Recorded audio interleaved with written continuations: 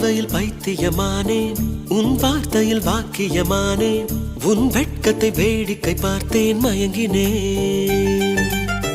ஒரு ஞாபக அலையென வந்து என் நெஞ்சினை நனைத்தவள் நீயே, என் வாலிப திமிரினை உன்னால் மாற்றினேன்.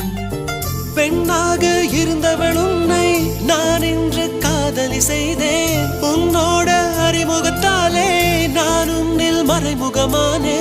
நரம்பெல்லாம் இசை மீட்ட குதித்தேன் நானே.